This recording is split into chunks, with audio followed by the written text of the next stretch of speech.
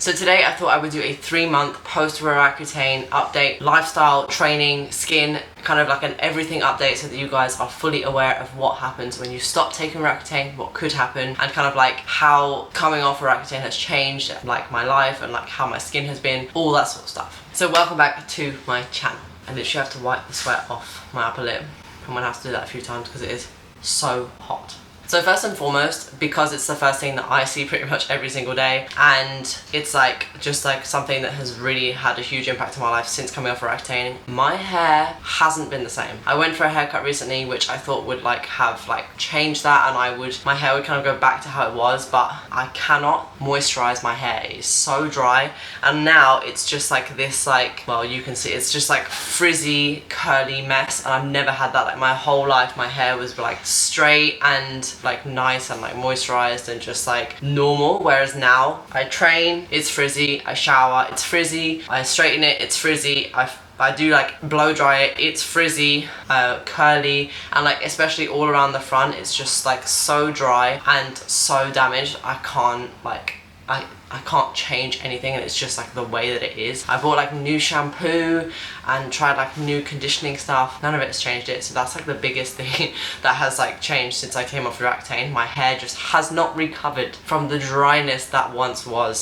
So if you are suffering with like really dry, curly, frizzy bits of hair on Roaccutane and when you come off Roaccutane, totally normal. It's where your hair has just dried out and it's gonna take a while for it to like grow back normally again. So 3 months have gone by and I have had one spot. I had it like right here a few weeks ago. It's probably still like a little bit there. It was really small. It didn't even form like a whitehead or anything. It kind of just like came up and then went away. And I'm gonna be real here because I feel like I need to be as honest as possible. It's so hot in Spain right now, so like I'm sweating all the time, and sometimes I would come back from the gym and like, because we've just moved into a new place, we need to like paint and decorate and everything, I just wouldn't shower.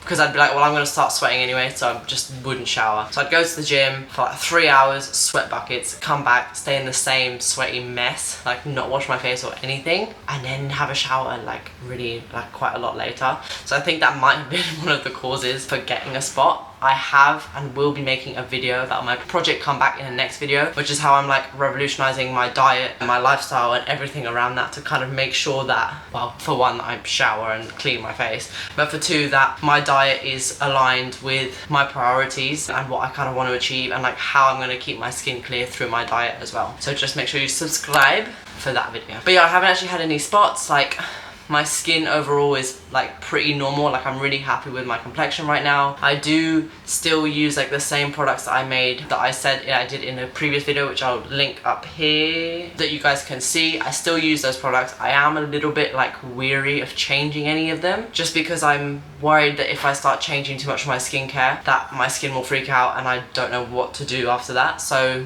I'm kind of like trialing bits, like adding something in maybe every 2 days and seeing kind of like how it goes, and then I'll keep you guys updated about that. Training wise, 3 months post Roaccutane has actually, it's been like quite a long and tough journey. Obviously, whilst I was on Roaccutane, I had to change so much. I couldn't train how I used to, I couldn't train how I normally would, and I lost a lot of strength, I lost a lot of endurance, and I kind of just lost a lot of like fitness in general. So it's taken a long time for me to kind of like build it back up. If you guys would like to share, like for me to share my full program since coming back, I've done like 3 or 4 blocks of a couple of weeks of training to kind of like make sure that my strength is coming back in like a manageable and achievable way, not putting too much pressure on myself whilst my body is still recovering. And I feel like I'm finally kind of getting back to where I was. So the biggest thing that has taken a toll obviously is squats, because I just kind of like stopped doing them because my joints hurt so much. But like my other lifts, so I'm now power cleaning 90 again, which is about 88%. I power snatched 65 the other day, which I was really happy with, which is again is about like 85, 88%. So I'm kind of like lingering around like 80%-ish of all of my numbers. Obviously I've changed the way that I'm training, so I'm now focused a lot more on CrossFit, so a lot more endurance and fitness, And I have noticed that since I stopped taking Roaccutane, my energy levels have been significantly better. My mind feels healthier and clearer, because I felt like towards the end it was getting like very dark and muggy in my mind, which is one of the reasons why I stopped taking it.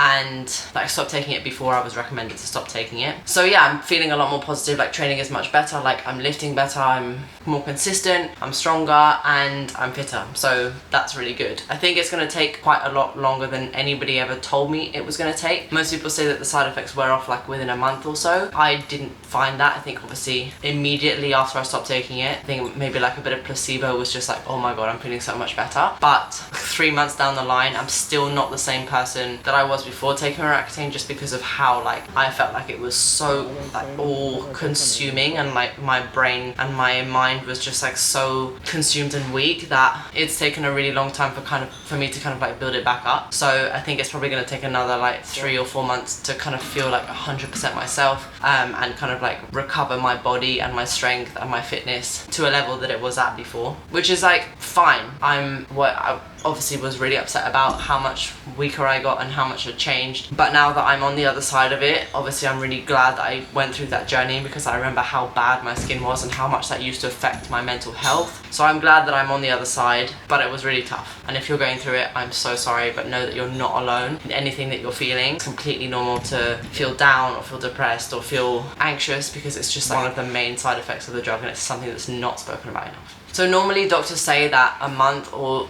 between a month and 3 months after you come off Roaccutane is when you would know whether your skin would relapse, is what they call it. So basically they say that you get like a skin relapse, in that like once the Roaccutane is out of your body, that there's a risk that once it's gone, that your skin will just flare up and come back out again really like bad and strong and like full of acne again. I'm really lucky that that obviously hasn't happened to me. I have changed a lot of things in my life that mean that I'm a lot more like centered, and my body's a lot more like in harmony with itself. One of the things that I think caused my acne in the first place was actually coming off of the contraceptive pill. So I think that obviously now that I no longer take any hormonal contraception, my body's a lot more just neutral and like balanced, so my skin is a lot calmer and happier. I think once you come out of being an acne sufferer, it's super hard to kind of like bypass thinking that everything that you do can cause acne, but you kind of just have to take it day by day and realize that some things are okay, some things are not okay. Like I've been having Nutella on toast for dessert for like a week now, and I haven't had like a really bad breakout. I also like didn't shower after the gym, and like my skin wasn't really bad. So it's kind of just like being aware of what you're doing and kind of like making a note of it, and making sure that if you do have like a bit of a breakout, if you do have a few spots, being like, oh, what did I do that was different? What could I change to make sure that it doesn't go back to how it was? I think that our bodies are very intuitive, and we need to listen to them more. Like that's the main thing that I learned from being on Roaccutane, was just that I need to pay more attention to what my body is trying to tell me, and make sure that I'm feeding it the right things, doing the right things, taking time when I need to take time, and all that sort of stuff. So that was a bit of a ramble, but I felt like I just needed to kind of like clear my chest of everything that I wanted to say about Roaccutane, because it was a really tough journey and it felt awful when I was in it. But coming out of it, you can change your lifestyle and like become so much more centered in on yourself, and realize like what you do and don't need to do to make sure that your skin is like feeling its best, looking its best. And I hope this video helps. Just know that coming during Roaccutane and coming off of Roaccutane is a long journey, but that you're not alone, and that there are people like me or other people everywhere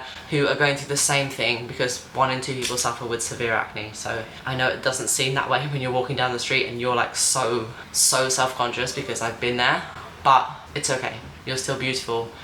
I hope that helps, and I'll catch you guys in the next video.